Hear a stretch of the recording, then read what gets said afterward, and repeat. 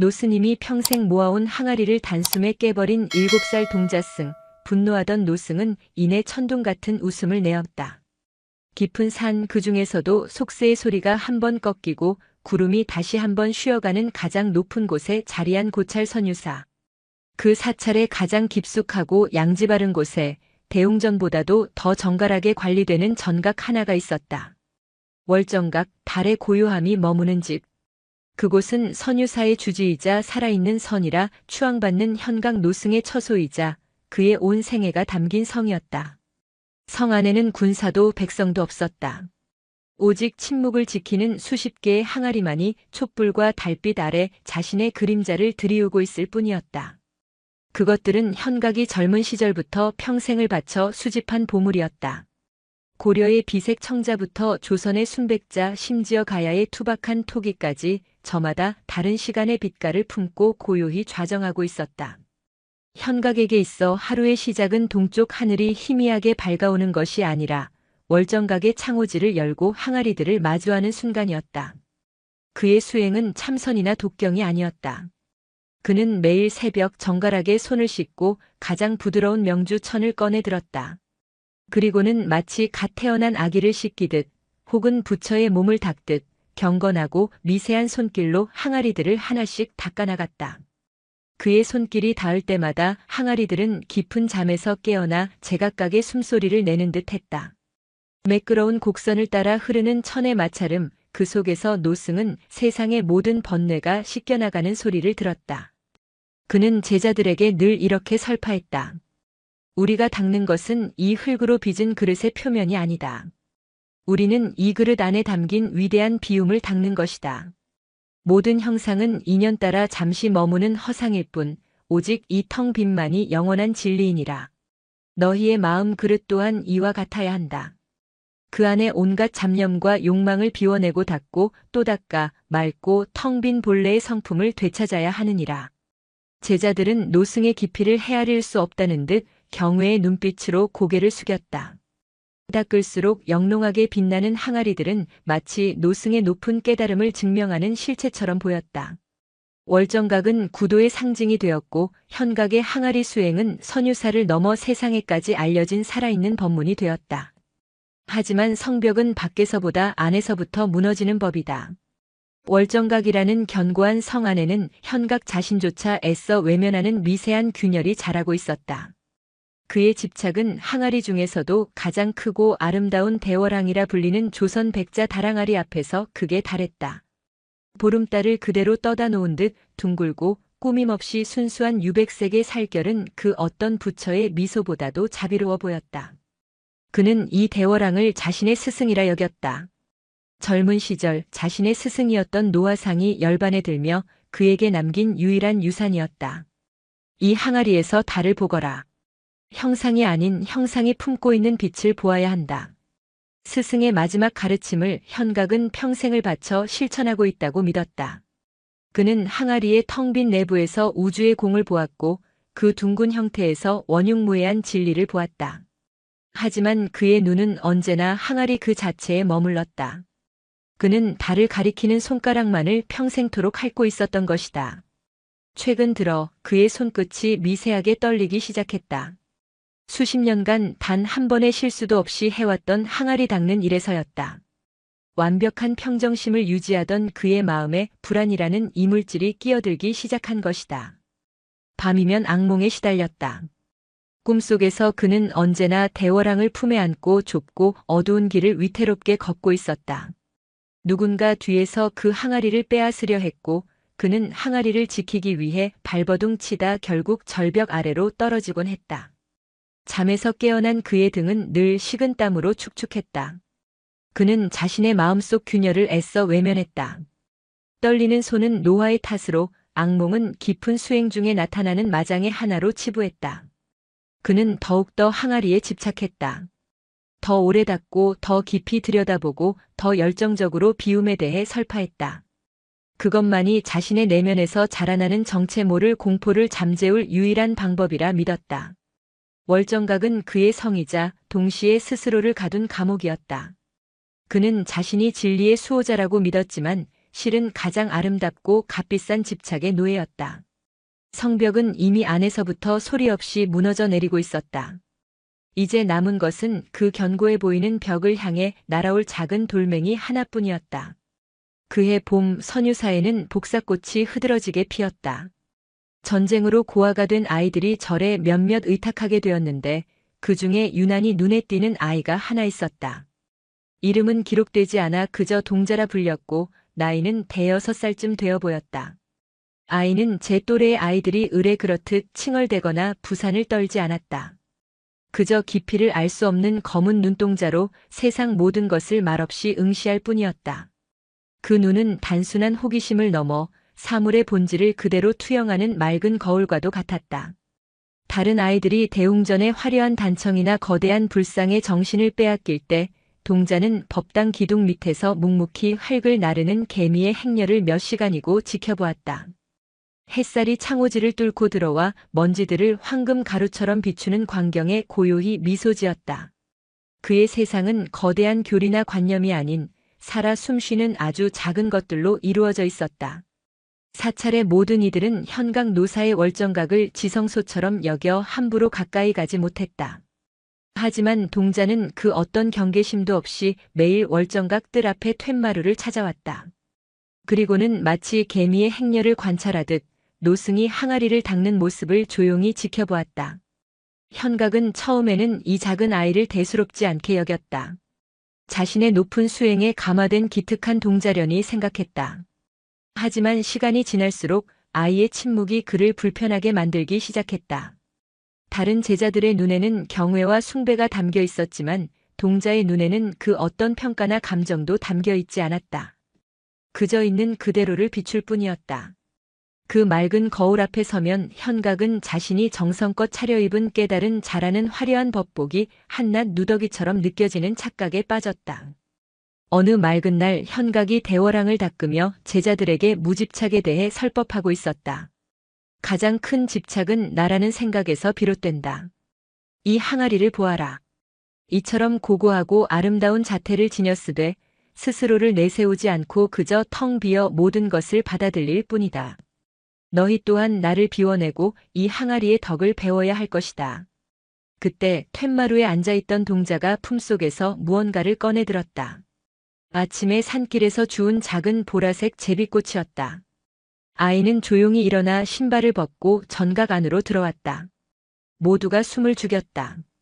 동자는 현각이 가장 신성시하는 공간, 대월항의 바로 앞으로 다가갔다. 그리고는 아무런 망설임 없이 그 작은 제비꽃을 항아리 주둥이의 텅 빈 공간에 가만히 꽂아 넣었다. 순간 월정각의 공기가 얼어붙었다. 완벽한 비움의 상징이었던 항아리에 꽃이라는 유한하고 작은 형상이 더해진 것이다. 제자들은 경악했고 현각의 얼굴은 분노로 붉게 달아올랐다. 네 이놈! 감히 여기가 어디라고! 노승의 입에서 수행자의 것이라고는 믿기 힘든 거친 고함이 터져나왔다. 동자는 조금도 놀라지 않았다. 아이는 그저 맑은 눈으로 현각을 올려다보며 나지막이 물었다. 스님, 항아리도 숨을 쉬나요? 그것은 선문답이 아니었다. 아이의 순수한 궁금증이었다. 무슨 허튼 소리냐? 흙으로 빚은 그릇이 어찌 숨을 쉰단 말이냐? 현각은 다그치듯 소리쳤다. 그럼 왜 꽃을 꽂으면 안 되는 것입니까? 아이가 다시 물었다. 숨도 쉬지 않는 죽은 그릇이라면 잠시나마 살아있는 꽃을 품게 해주는 것이 더 좋은 일이 아닙니까? 아니면 스님께서는 저 항아리가 살아있다고 믿으시는 것입니까? 그래서 다른 무엇도 받아들이지 못하게 하시는 것입니까? 아이의 질문은 날카로운 비수가 되어 현각의 가장 아픈 곳을 찔렀다. 그는 자신이 항아리를 단순한 그릇이 아닌 살아있는 생명처럼, 아니 그 이상의 신처럼 여기고 있음을 들켜버렸다. 그의 비움에 대한 설법은 실은 그 누구보다도 강력한 소유욕과 집착을 감추기 위한 위선적인 수사에 불과했음이 아이의 순수한 질문 하나로 폭로된 것이다. 현각은 아무 대답도 하지 못했다. 그는 떨리는 손으로 항아리에 꽂힌 제비꽃을 거칠게 뽑아내 뜰 아래로 내던져 버렸다. 그 작은 생명을 짓밟는 그의 모습은 자비로운 노승이 아니라 자신의 보물을 빼앗길까 두려워하는 탐욕스러운 수전노와 같았다. 그날 이후 월정각의 균열은 겉으로 드러나기 시작했다. 현각은 아이가 월정각 근처에 오는 것을 엄하게 금했다. 그의 설법은 더욱 날카로워졌고 제자들을 다그치는 일이 잦아졌다. 하지만 그럴수록 그의 내면은 더욱더 깊은 어둠 속으로 가라앉았다. 아이라는 거울은 치워버렸지만 거울에 비쳤던 자신의 추한 모습은 이미 그의 뇌리에 깊이 각인되어 버렸기 때문이다. 폭풍은 더욱 거세게 응축되고 있었다. 이제 남은 것은 모든 것을 파괴하고 정화할 단 한 번의 번개뿐이었다. 그날은 현각 노승의 스승이 대월왕을 그에게 물려준 지 꼭 50번째가 되는 해의 기일이었다. 현각은 이날을 위해 며칠 전부터 사찰 전체를 정화하고 자신 또한 목욕 재개하며 마음을 가다듬었다. 그는 이 의식을 통해 아이로 인해 흐트러졌던 자신의 마음을 바로잡고 대월왕이 지닌 비움의 정신을 다시 한번 모두에게 각인시키고자 했다. 월정각은 그 어느 때보다 장엄하게 꾸며졌다. 전각 중앙 붉은 비단 위에 놓인 대월왕은 은은한 향 연기와 촛불을 받아 평소보다 더욱 고고하고 신비로운 빛을 발하고 있었다. 선유사의 모든 스님들이 월정각 뜰 아래에 정좌하여 숨을 죽이고 있었다. 현각은 가장 화려한 가사를 차려입고 대월왕 앞에 섰다. 그의 얼굴은 긴장과 흥분으로 상기되어 있었다. 그는 평생의 공력을 모두 쏟아붓는 듯한 열정으로 마지막 법문을 시작했다. 보라, 이 위대한 침묵을, 이 영원한 고요함을. 50년 전 나의 스승께서는 내게 이 항아리를 주시며 형상 너머의 빛을 보라 하셨다. 나는 지난 50년간 이 항아리를 닦으며 내 마음을 닦았다. 이 항아리의 텅 빔 속에서 삼라만상의 공함을 보았고 그 어떤 것에도 물들지 않는 부동심을 배웠다. 이 항아리는 단순한 사물이 아니다. 이것은 곧 법이며 진리이며 부처이니라. 그의 목소리는 월정각을 넘어 사찰 전체에 웅장하게 울려 퍼졌다. 제자들은 감동에 젖어 일제히 고개를 숙였다. 현각의 자기 확신이 절정에 달한 순간, 그의 위선 또한 극에 달한 순간이었다. 바로 그때였다. 금지령에도 불구하고 동자가 어느새 월정각 뜰 안으로 들어와 있었다. 아이는 법문에 취해 있는 사람들 사이를 조용히 지나쳐 월정각의 툇마루를 향해 걸어왔다. 그의 작은 두 손에는 먹을 가는 데 쓰는 무겁고 단단한 벼루돌이 들려 있었다. 아무도 아이를 막지 못했다. 혹은 그 누구도 아이를 막을 엄두를 내지 못했다. 아이의 얼굴에는 그 어떤 감정도 떠오르지 않았다. 분노도 슬픔도 기쁨도 아닌 마치 깊은 명상에 잠긴 듯한 절대적인 평온함만이 감돌고 있었다. 그 모습은 차라리 비현실적이어서 모두가 마치 꿈을 꾸는 듯 멍하니 그 광경을 바라볼 뿐이었다. 현각의 법문이 순간 멎었다. 그의 눈이 자신을 향해 다가오는 아이와 그 손에 들린 벼루돌을 번갈아 보았다. 시간의 흐름이 멈춘 듯 했다.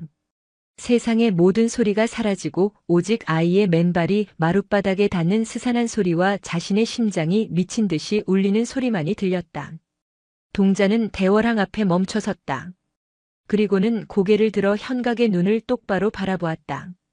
아이의 눈은 현각의 눈동자 속에 비친 공포와 분노, 그리고 그 안에 숨겨진 구원받고 싶어하는 연약한 영혼을 꿰뚫어 보고 있었다. 다음 순간 아이는 벼루돌을 든 두 손을 조용히 들어 올렸다.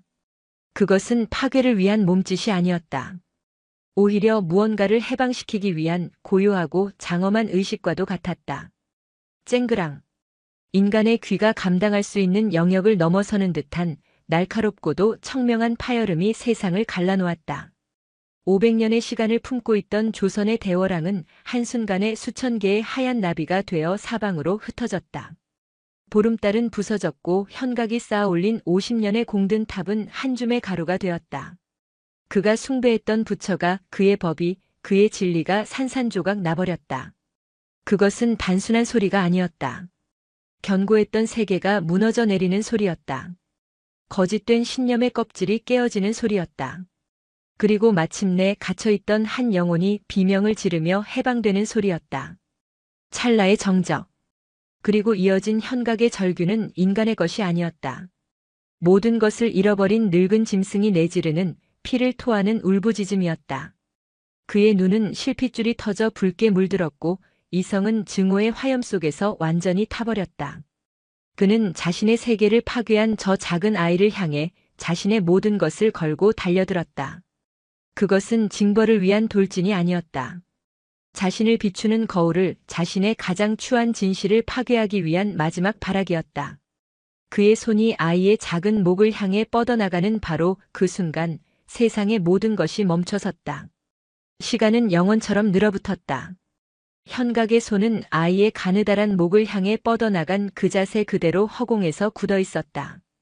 금방이라도 모든 것을 찢어발길 듯 이글거리던 그의 눈동자는 그러나 그 초점을 잃고 있었다. 그의 시선은 아이를 지나치고 있었다. 그는 더 이상 아이를 보고 있지 않았다. 그의 눈이 향한 곳은 바닥에 무참히 흩어진 수백 개의 하얀 파편들이었다. 그것은 더 이상 달이 아니었다. 성스러운 법도 깨달음의 현신도 아니었다. 그저 싸늘하게 식어버린 사금팔이 조각들일 뿐이었다. 그는 평생 저 완벽한 곡선의 안쪽, 그 어둡고 고요한 공간을 숭배해왔다. 그곳에 우주의 심연이, 영원한 진리가 담겨 있다고 믿었다. 제자들에게 비움이라는 위대한 신의 이름을 가르쳤다. 하지만 지금 그의 눈앞에 펼쳐진 것은 적나라한 실체였다. 깨어진 항아리의 안쪽. 그 매끄러운 유약이 발리지 않은 거칠고 투박한 흙의 속살. 그곳에는 그가 그토록 신성시했던 위대한 비움도 영원한 공도 없었다. 그저 텅 빈 정말로 아무것도 아닌 무의미한 공간만이 먼지와 함께 나뒹굴고 있었다. 그 순간 그의 내면을 집어삼킬 듯 타오르던 분노의 화염이 한 줄기 바람처럼 쓰러졌다. 마치 거짓말처럼. 분노가 빠져나간 자리에는 인간의 영혼이 감당할 수 있는 한계를 넘어선 거대한 허무와 공허가 검은 해일처럼 밀려들었다. 그는 깨달았다. 자신이 평생을 바쳐닦고 지키고 숭배했던 것은 결국 아무것도 아니었음을. 그는 비움이라는 진리를 사랑한 것이 아니라 비어있음을 담고 있던 항아리라는 아름다운 껍데기, 그 완벽한 형상만을 미친 듯이 사랑하고 숭배했던 것이다. 자신이 뱉었던 모든 법문이 스스로를 향한 가장 정교하고 잔인한 기만이었음을 깨달았다. 그는 진리의 수호자가 아니라 가장 아름다운 우상의 주인이 되고 싶었던 탐욕스러운 수집가에 불과했다. 그는 천천히 고개를 돌려 아이를 보았다. 동자는 조금도 두려워하는 기색이 없었다.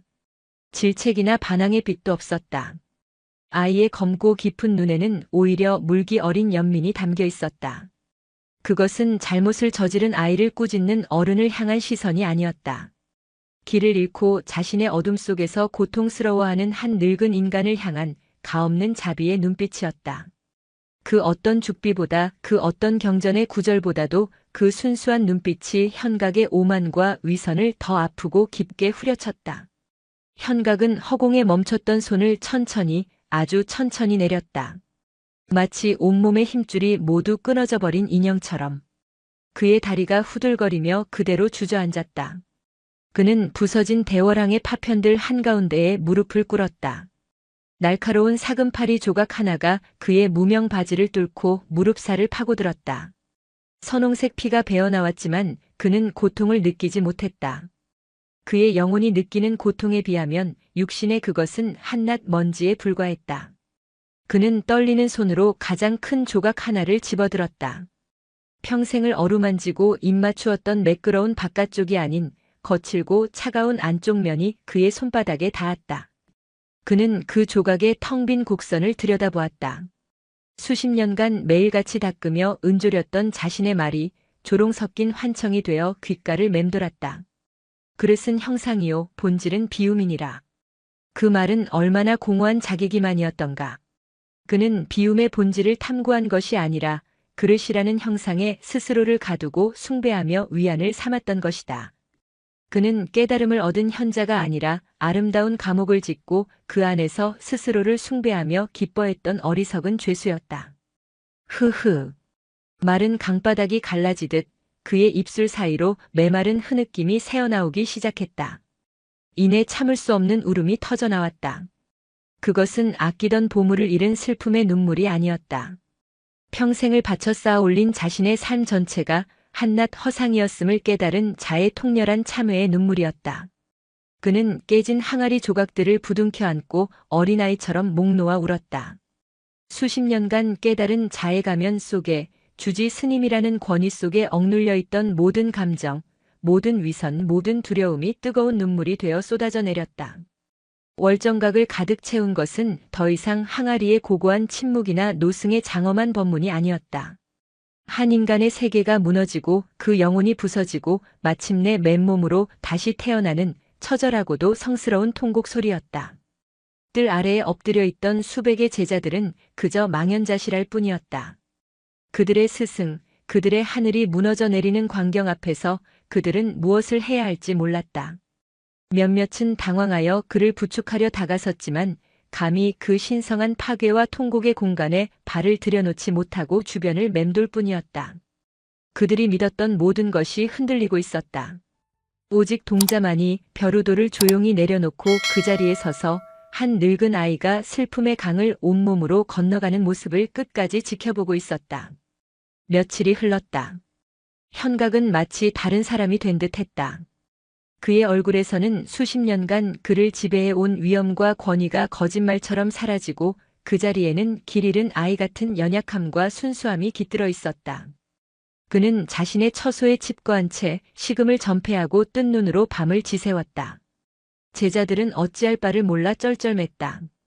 그들은 월정각에 흩어진 항아리 조각들을 치우려 했지만 현각은 조용히 손을 저어 그들을 막았다. 그리고 닷새째 되던 날 새벽 현각은 마침내 방문을 열고 밖으로 나왔다. 그의 걸음은 느리고 위태로웠지만 그의 눈빛에는 이전에는 볼 수 없었던 모든 것을 내려놓은 자의 깊은 고요가 깃들어 있었다. 그는 월정각으로 향했다. 그리고 새로운 수행이 시작되었다. 현각은 더 이상 부드러운 명주천을 들지 않았다. 대신 그는 전각에 엎드려 맨손으로 항아리 조각들을 하나하나 쓸어 모으기 시작했다. 동자가 깨트린 대월항뿐만이 아니었다. 그날의 충격적인 사건 이후 마치 오래된 병을 앓더니가 독을 모두 토해내듯 동자는 월정각 안의 모든 항아리를 차례차례 깨트렸던 것이다. 청자, 백자, 분청사기, 질그릇 현각의 평생이 담긴 수십 개의 항아리가 모두 예외 없이 차가운 파편이 되어 바닥에 나뒹굴고 있었다. 조각을 모으는 일은 고통스러운 참회의 과정이었다. 매끄러운 조각을 만질 때마다 그것을 향했던 자신의 어리석은 집착이 떠올랐고 날카로운 파편에 손을 베일 때마다 마음의 상처가 함께 점여왔다. 피가 흘러 하얀 조각을 붉게 물들였지만 그는 아랑곳하지 않았다. 그는 이제 상처를 두려워하지 않았다. 상처야말로 자신이 살아있다는 그리고 자신이 틀렸었다는 가장 명백한 증거였기 때문이다. 그는 조각들을 예전처럼 완벽한 형태로 되돌리려 하지 않았다. 그저 묵묵히 바구니에 담아 사찰 뒤편 아무도 돌보지 않아 황폐해진 뜰로 옮겼다. 그곳은 한때 잡초만 무성하여 스님들이 발걸음하기를 꺼리던 잊힌 공간이었다. 그곳에서 현각은 새로운 창조를 시작했다. 그는 땅 위에 깨진 조각들을 하나씩 내려놓았다. 복원이나 재현이 아니었다. 그는 자신의 부서진 마음을 그대로 드러내듯 파편들을 있는 그대로의 모습으로 펼쳐놓았다. 청자의 푸른 조각 옆에는 백자의 흰 조각을, 투박한 질그릇 파편 사이에는 화려한 문양이 새겨진 조각을 놓았다. 그것은 거대하고 기이한 만다라 마덜러처럼 보였다. 날카롭고 위험한 깨진 단면들은 감춰지지 않고 하늘을 향해 그대로 드러났다. 그는 자신의 상처와 치부를 숨기지 않고 세상 앞에 온전히 내보이고 있었다. 다른 스님들은 그 기이한 광경을 멀리서 지켜볼 뿐 감히 다가서지 못했다. 존경받던 노승의 이해할 수 없는 행동에 그들은 혼란스러워했다. 몇몇은 노스님이 마침내 실성했다고 수군거렸다. 그러나 그 기이한 행위에는 말로 설명할 수 없는 장엄함이 있었다. 그것은 그 어떤 설법보다도 더 깊고 진실한 가르침을 전하고 있었다. 완벽함이 아닌 부서짐, 온전함이 아닌 상처투성이의 모습이야말로 우리 삶의 본질이라는 무언의 설법이었다. 그렇게 며칠이 지났을까. 현각이 마지막 조각을 땅에 내려놓고 있을 때였다. 그날 이후 침묵을 지키던 동자가 조용히 그의 곁으로 다가왔다. 아이는 아무 말 없이 품속에서 작은 들풀 씨앗 하나를 꺼내 현각에 거칠어지고 상처투성이가 된 손바닥 위에 올려놓았다. 현각은 자신의 손바닥 위에 놓인 먼지처럼 작고 보잘것없는 씨앗을 가만히 내려다보았다.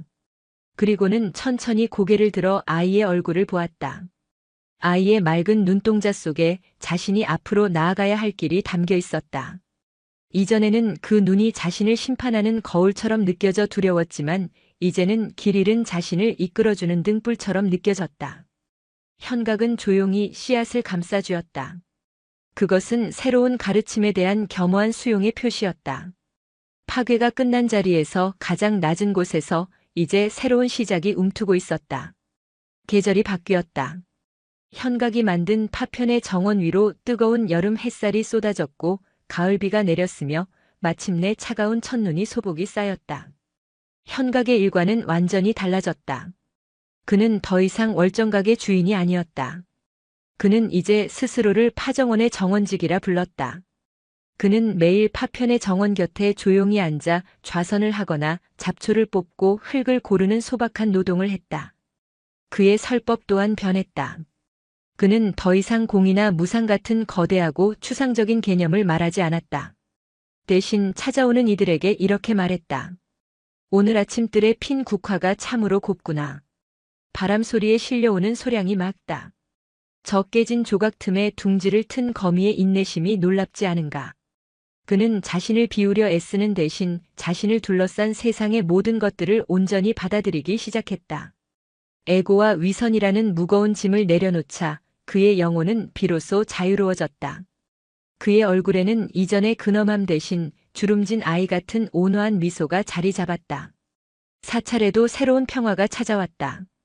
그것은 이전의 인위적이고 경직된 평화가 아닌 자연스럽고 진정한 평온함이었다. 현각의 진정한 변화에 감화된 다른 스님들도 각자의 방식으로 더 솔직한 수행의 길을 찾기 시작했다. 깨달음의 모양을 흉내내는 것이 아니라 조용히 자신의 내면을 들여다보는 진정한 구도가 시작된 것이다. 동자는 여전히 말이 없었지만 그의 존재만으로도 사찰의 중심을 단단히 잡아주고 있었다. 기나긴 겨울이 지나고 마침내 얼어붙었던 땅을 녹이는 따스한 봄바람이 불어왔다. 어느 맑은 아침 현각은 여느 때처럼 자신의 부서진 만다라 곁에 앉아 있었다. 그때 그의 눈에 무언가 들어왔다. 날카롭게 깨진 청자 조각과 거친 백자 파편 사이 그 상처의 틈을 비집고 아주 작고 연약한 푸른 싹 하나가 고개를 내밀고 있었다. 그것은 동자가 주었던 바로 그 들풀의 씨앗이었다. 현각은 숨을 죽인 채 그 작은 생명을 들여다보았다. 완벽하고 온전한 그릇 안에서가 아니라 가장 날카롭고 상처 입은 파편의 틈바구니 속에서 피어난 생명. 그 연약한 싹은 그 어떤 거대한 항아리보다도 더 위대하고 눈부신 진리를 품고 있었다. 그는 마침내 깨달았다. 비움은 결코 목적이 아니었다. 그것은 새로운 것을 채우기 위한 필수적인 조건일 뿐이었다. 무언가 새로운 것이 진짜 생명이 자라나기 위해서는 기존의 완고한 형상은 반드시 깨어져야만 했던 것이다. 노승의 눈에서 다시 눈물이 흘러내렸다. 하지만 이번에는 통곡이나 참회의 눈물이 아니었다. 깊고 순수한 환희의 눈물이었다. 상처 입은 대지 위로 돋아난 첫 번째 푸른 싹을 경이롭게 바라보는 맑고 투명한 푸른 눈물이었다. 그는 고개를 들어 정원 저편을 바라보았다. 마치 이 순간을 기다렸다는 듯 어느새 훌쩍 자라 소년의 티를 벗어난 동자가 그를 보며 맑게 웃고 있었다. 현각도 마주 웃었다. 평생을 찾아 헤맨 스승이 바로 저기 있었다. 그는 마침내 자신의 가장 소중한 것을 깨뜨려준 그 아이 앞에서 그리고 상처의 틈에서 피어난 저 작은 생명 앞에서 진정한 깨달음의 미소를 지었다. 그의 텅 빈 마음 안으로 비로소 세상의 모든 봄이 들어오고 있었다. 세월은 강물처럼 흘렀다. 아이는 소년이 되었고 노승의 허리는 세월의 무게만큼 더 깊이 굽었다. 현각이 파편의 정원이라 이름 붙인 그 황무지는 이제 더 이상 파괴의 흔적이 아니었다.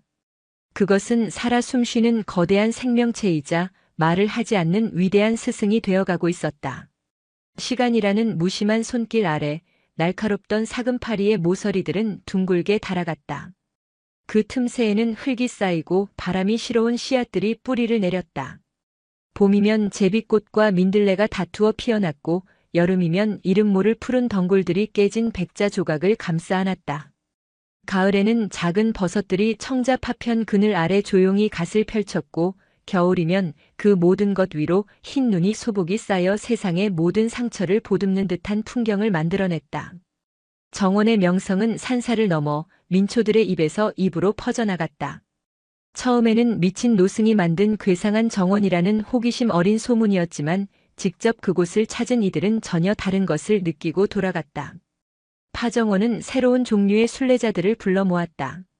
높은 학식이나 깨달음을 구하는 선비나 수행자가 아니었다. 그들은 삶의 무게에 짓눌려 마음 한구석이 깨져버린 평범한 사람들이었다. 자식을 먼저 떠나보낸 어미는 날카로운 파편들 사이에서 꿋꿋하게 피어난 작은 들꽃을 보며 눈물을 흘렸고 평생 모은 재산을 모두 잃은 상인은 제멋대로 흩어져 있으면서도 묘한 조화를 이루는 조각들을 보며 모든 것이 제자리에 있을 필요는 없음을 깨달았다. 사랑에 버림받은 여인은 깨진 그릇 조각들이 서로의 상처를 기대어 서 있는 모습에서 기이한 위로를 받았다. 그들은 현각에게 가르침을 청하지 않았다. 그저 정원 한쪽에 조용히 앉아 자신의 부서진 마음을 정원의 부서진 풍경에 비춰볼 뿐이었다. 그러면 이상하게도 자신의 상처가 더 이상 부끄럽거나 흉한 것이 아님을 느끼게 되었다. 상처는 끝이 아니라 새로운 무언가가 시작될 수 있는 열린 공간임을 정원은 말없이 가르쳐주고 있었다. 정원직이 스님이 된 현각의 역할은 그들의 이야기를 들어주는 것이었다. 그는 더 이상 법상에 앉아 설법하지 않았다. 대신 찾아오는 이들에게 따뜻한 차를 대접하고 그들의 아픈 사연에 묵묵히 귀를 기울였다. 그는 답을 주려 하지 않았다. 그저 함께 아파하고 함께 침묵할 뿐이었다. 한 번은 한 젊은 어미가 죽은 아이의 흙 묻은 신발 한 짝을 품에 안고 와 정원에서 사흘 밤낮을 울기만 했다. 현각은 아무 말 없이 그녀의 곁에서 함께 밤을 지새웠다. 나흘째 되던 날 아침 여인은 울음을 그치고 조용히 일어나더니 아이의 신발을 정원의 가장 양지 바른 곳 깨진 항아리 조각들이 작은 요람처럼 감싸고 있는 틈새에 고이 묻었다. 그리고는 노승을 향해 처음으로 입을 열었다. 스님, 이제야 제 아이를 놓아줄 수 있을 것 같습니다. 완벽한 무덤이 아니라 이처럼 깨지고 아픈 땅이라면 제 아이도 외롭지 않게 다른 꽃들과 함께 다시 태어날 수 있겠지요. 여인은 깊이 허리를 숙여 절을 올리고는 한결 가벼워진 발걸음으로 산을 내려갔다. 현각은 그녀가 떠난 자리를 오래도록 바라보았다. 그는 깨달았다. 진정한 자비란 완벽한 진리를 가르치는 것이 아니라 상대의 부서진 마음을 나의 부서진 마음으로 온전히 끌어안는 것임을. 그는 방문객들의 상처를 통해 자신의 상처를 치유받고 있었다. 파정원은 그에게도 여전히 살아있는 법문이었다. 어느덧 청년이 된 동자는 이 모든 풍경을 조용히 지켜보았다. 그의 눈은 예전처럼 맑았지만 그 안에는 이제 세상의 모든 슬픔을 이해하는 듯한 깊은 강이 흐르고 있었다. 그는 사찰의 실질적인 살림을 도맡아 하면서도 파정원의 이야기가 또 다른 신화나 우상이 되지 않도록 경계했다. 누군가 현각 노사의 위대한 깨달음에 대해 감탄하며 물으면 그는 그저 담담하게 대답할 뿐이었다. 스승님께서는 그저 자신의 정원을 가꾸고 계실 뿐입니다. 위대한 것은 스승님이나 정원이 아니라 저마다의 아픔을 안고 이곳을 찾아와 스스로 치유의 씨앗을 심고 가는 발걸음들입니다. 그의 역할은 깨달음을 설파하는 것이 아니라 사람들이 스스로 깨달을 수 있는 공간을 묵묵히 지키는 것이었다. 그는 촉매에서 이제는 그 모든 것을 품는 거대한 그릇이 되어가고 있었다. 파정원의 명성은 마침내 그 지역을 다스리는 관찰사의 귀에까지 들어갔다. 신임 관찰사는 법과 원칙을 중시하는 강직한 성품의 소유자이자 질서와 균형의 미학을 신봉하는 대쪽 같은 성리학자였다. 그는 깨진 그릇으로 사람의 마음을 치유한다는 소문을 세상을 어지럽히는 요사스러운 혹세무민으로 여겼다. 불법이란 본디 마음의 평정과 질서를 구하는 것일진데 파괴와 혼돈의 형상을 보고 위안을 얻는다는 것은 이치에 맞지 않다. 이는 필시 어리석은 백성들을 현혹하여 사찰의 배를 불리려는 삿된 술수일 것이다. 관찰사는 이 해괴한 소문의 진상을 직접 파헤치고 만약 그것이 백성을 기만하는 행위라면 사찰을 폐쇄하는 한이 있더라도 기강을 바로 세우리라 마음먹었다. 관찰사가 대규모 행렬을 이끌고 산사를 방문한다는 소식에 선유사는 발칵 뒤집혔다. 스님들은 서슬퍼런 관찰사의 권위 앞에 사찰의 존망이 걸려있음을 직감하고 두려움에 떨었다. 그들은 현각에게 며칠만이라도 파정원을 천으로 가리거나 보기 흉한 조각들을 치우자고 애원했다. 하지만 현각은 평소와 다름없이 담담했다. 그는 그저 마당을 쓸고 찾아올 손님을 위해 차를 준비할 뿐이었다. 그의 얼굴에는 두려움이나 불안이 아닌 오는 비는 맞고 가는 바람은 보내는 늙은 나무의 평온함만이 깃들어 있었다. 며칠 뒤 위풍당당한 행렬과 함께 도착한 관찰사는 매서운 눈으로 사찰을 훑어보았다. 그리고는 안내를 받아 곧장 파정원으로 향했다. 그의 첫인상은 노골적인 경멸 그 자체였다. 과연 소문대로군. 관찰사는 코웃음을 치며 정원을 둘러보았다. 이것을 정원이라 부르는 것이오? 내 눈에는 그저 전쟁이 휩쓸고 간 폐허와 다를 바가 없어. 밀한 조화와 균형에서 오는 법이거늘 여기에는 그 어떤 미적 원리도 철학적 깊이도 찾아볼 수가 없구려. 그저 게으름과 무질서의 흉물스러운 집합체일 뿐이지. 그는 현각을 날카롭게 쏘아보며 말을 이었다. 듣자 하니 노승께서는 이따위 잡동사니를 가지고 사람의 마음을 치유한다고 하셨다지. 상처 입은 자에게 또 다른 상처를 보여주며 위안을 삼으라 하는 것은 병든 자에게 독을 약이라 속여 파는 것과 무엇이 다르단 말이오. 이는 성현의 가르침을 모독하고 백성을 우롱하는 행위가 아니고 무엇이오. 관찰사의 질책은 서리발처럼 차가웠다. 스님들은 겁에 질려 고개를 숙였다. 그러나 현각은 조금도 동요하지 않고 조용히 차를 따라 관찰사에게 공손히 올렸다. 나리의 말씀이 하나도 틀리지 않습니다. 현각의 의외의 대답에 관찰사는 잠시 할 말을 잃었다. 이곳은 분명 폐허이며 잡동사니의 무덤입니다. 이곳에는 그 어떤 심오한 가르침도 위대한 깨달음도 없습니다. 나리 저는 평생을 완벽하고 아름다운 항아리를 숭배하며 살았습니다. 그 텅 빈 고요함이 진리라 믿었지요. 하지만 저는 몰랐습니다. 진정으로 살아있는 것들은 완벽한 그릇 안에서는 숨을 쉴 수 없다는 것을요.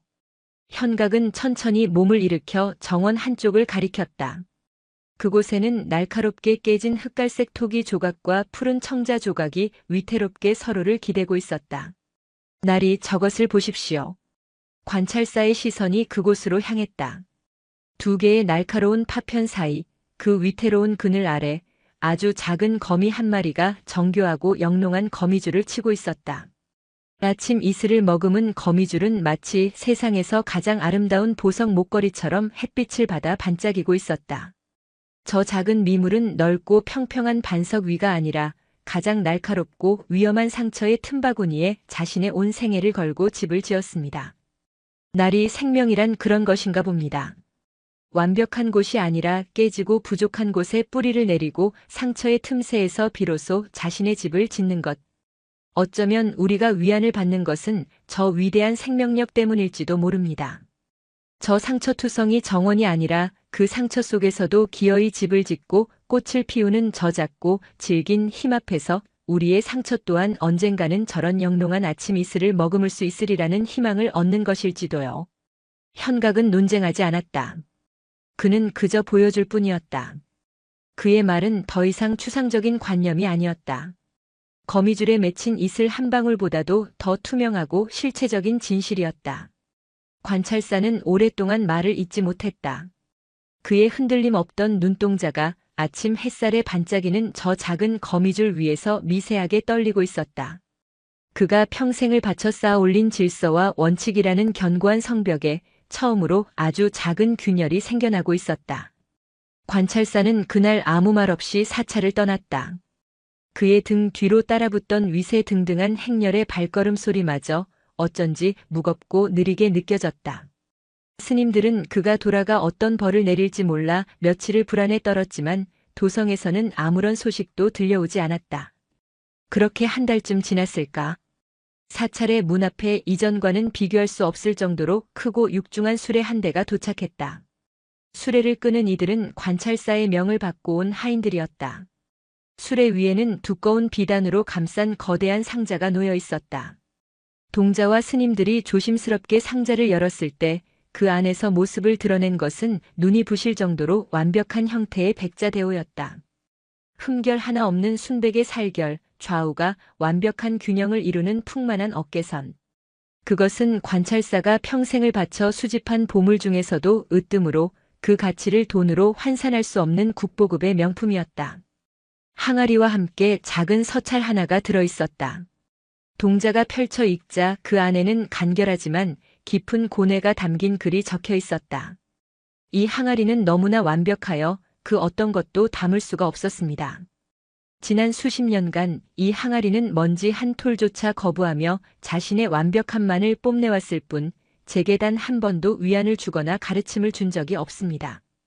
스님, 부디 이 어리석고 교만한 그릇에 이름 없는 들꽃 한 송이라도 품을 수 있는 법을 가르쳐 주시길 바랍니다. 서찰을 읽어 내려가는 동자의 목소리가 끝나자 스님들은 모두 숙연해졌다. 그것은 단순한 선물이 아니었다. 한 인간이 자신의 평생을 바쳐 쌓아 올린 세계를 스스로 부정하고 새로운 가르침 앞에 자신을 온전히 내려놓는 통렬한 참회의 증표였다. 세상 그 어떤 보물보다도 무거운 선물이었다. 현각은 하인들에게 후한 대접을 하여 돌려보낸 뒤 스님들을 이끌고 파정원으로 향했다. 그는 스님들에게 명하여 관찰사가 보낸 백자대오를 정원의 한가운데에 놓게 했다. 완벽한 아름다움을 지닌 백자대오는 주변에 부서지고 상처 입은 파편들 사이에서 오히려 외롭고 이질적으로 보였다. 마치 눈물을 한 번도 흘려본 적 없는 사람처럼. 현각은 말없이 자신의 처소로 들어가 작은 나무망치 하나를 들고 나왔다. 스님들은 그가 무엇을 하려는지 짐작하고 숨을 죽였다. 현각은 백자대오 앞에 섰다. 그는 망치를 든 손으로 항아리의 가장 풍만한 어깨 부분을 오랫동안 부드럽게 쓸어보았다. 마치 마지막 작별 인사를 하듯. 가거라. 그리고 다시 태어나거라. 나지막한 속삭임과 함께 그는 망치를 쥔 손에 힘을 주었다. 쨍. 맑고도 단호한 파열음이 울려 퍼졌다. 완벽했던 백자는 수십 개의 커다란 조각으로 깨끗하게 부서져 내렸다. 현각은 그 조각들을 하나씩 들어 파정원에 비어있던 한쪽에 정성껏 펼쳐놓았다. 이제야 비로소 그 교만했던 백자는 주변에 상처 입은 다른 조각들과 어우러져 정원의 일부가 되었다. 그 후로 또다시 긴 세월이 흘렀다. 현각은 이제 지팡이 없이는 걷지 못할 정도로 쇠약해졌고 파정원은 온갖 생명들이 어우러진 신비로운 숲이 되었다. 동자는 이제 사찰의 모든 대소사를 이끄는 깊은 지혜를 지닌 중년의 스님이 되어 있었다. 어느 가을 저녁 붉은 노을이 정원을 물들릴 무렵 현각은 동자의 부축을 받으며 자신의 마지막 거처가 된 정원 벤치에 앉아 있었다. 그의 숨소리는 마른 잎사귀처럼 가늘었다. 동자야. 예, 스님. 나는 내 평생의 절반을 항아리를 채우는 데 보냈고 나머지 절반은 그 깨진 조각들을 비우는 데 보냈구나. 참으로 어리석은 삶이었지. 하지만 너는 달랐다. 너는 처음부터 알고 있었지. 그릇이란 채우거나 비우기 위해 있는 것이 아니라 그저 무언가를 잠시 품기 위해 존재한다는 것을. 현각은 떨리는 손을 들어 이제는 사찰의 기둥이 된 동자의 손을 힘겹게 잡았다. 고맙구나. 너는 나의 항아리를 깬 것이 아니었다. 너는 나라는 이름의 완고한 항아리를 깨뜨려 그 안에 세상의 바람과 햇살이 들어올 수 있도록 문을 열어준 것이었다. 그의 눈에서 마지막 눈물 한 방울이 흘러 깊게 팬주름을 타고 파정원의 흙 속으로 스며들었다. 그날 밤 현각 노사는 자신이 평생을 바쳐 가꾼 파정원의 품에 안겨 마치 깊은 잠에 들 듯 평화롭게 열반에 들었다. 그의 장례는 조촐하게 치러졌고 그의 유해는 화려한 부도탑이 아닌 파정원 한쪽의 가장 오래된 파편들 곁 흙 속으로 돌아갔다. 그의 죽음은 끝이 아니라 정원의 일부가 되어 영원히 살아 숨쉬는 새로운 시작이었다. 사찰에는 큰 슬픔 대신 한 생애가 온전히 마무리되었다는 깊고 고요한 평화가 내려앉았다. 새로운 주지가 된 동자는 스승의 정원을 박제된 기념물이나 신성불가침의 성역으로 만들지 않았다. 그는 새로 들어온 어린 제자들에게 가르쳤다. 이 정원은 완성된 장소가 아니라 지금도 계속되는 과정이라고. 때로는 거센 비바람이 조각들의 자리를 바꾸어 놓을 것이고, 때로는 부주의한 발걸음이 새로운 무늬를 만들 것이다. 바람은 또 다른 씨앗을 실어와 예기치 못한 곳에 꽃을 피울 것이다. 정원은 살아있는 생명처럼 끊임없이 변화하며 순환했다. 깨달음이란 한 번 성취하고 나면 영원히 빛나는 완벽한 보석이 아니라 끊임없이 부서지고 치유하고 다시 자라나는 과정 그 자체임을 정원은 말해주고 있었다. 사찰의 문은 더 이상 굳게 닫히지 않았다. 세상의 모든 상처받고 부서진 이들을 위한 안식처가 되었다. 현각 노사와 아이의 이야기는 전설이 되었지만 동자는 그 이야기가 어느 한순간의 극적인 깨달음에 대한 신화가 되지 않도록 경계했다. 그것은 굳게 쥔 주먹을 펴서 세상을 받아들이기까지의 더디고 고통스럽고 인내로운 여정의 이야기임을 그는 항상 강조했다. 이야기의 마지막. 어느 늦봄 동자 자신이 처음 이 절에 왔을 때처럼 또 다른 어린 동자승 하나가 사찰에 들어왔다. 아이는 세상에 대한 두려움과 경계심으로 가득 차 며칠 동안 그 누구에게도 마음을 열지 않았다. 하루는 동자가 그 아이를 데리고 파정원을 말없이 거닐었다. 한참을 걷던 아이가 마침내 입을 열어 동자에게 물었다. 스님, 부처님은 어디에 계신가요? 깨달음이란 무엇인가요? 그것은 모든 구도자들이 던지는 가장 근원적인 질문이었다. 동자는 말로 대답하는 대신 조용히 미소 지으며 아이의 손에 작은 나무 물뿌리개를 쥐어준다. 그리고는 저편 관찰사가 보냈던 백자대오의 깨진 조각 틈에서 겨우 뿌리를 내리고 목말라하는 작은 페랭이꽃 한 송이를 손가락으로 가리켰다. 아이는 그 의미를 깨닫는다. 그는 총총걸음으로 달려가 꽃의 마른 뿌리 위에 조심스럽게 물을 뿌려준다. 아이의 작은 보살핌이 정원의 영원하고 거대한 이야기에 새로운 한 페이지를 더하는 순간이었다. 동자는 그 모습을 가만히 지켜보았다. 진정한 깨달음은 텅 빈 항아리 속에 있었던 것이 아니었다. 그것은 다른 생명의 마른 목을 적셔주기 위해 기꺼이 자신의 마음 그릇을 기울이는 바로 저 꽃을 든 작은 손 안에 있었다. 진정으로 텅 빈 마음이란 아무것도 없는 마음이 아니라 무엇이든 담을 준비가 된 마음, 기꺼이 내어줄 준비가 된 마음이었다. 사찰의 풍경 소리가 바람에 실려 그 진리를 온 세상의 나지막이 전하고 있었다. 영상이 마음에 드셨다면 구독과 좋아요 부탁드립니다. 부탁드립니다. 부탁드립니다.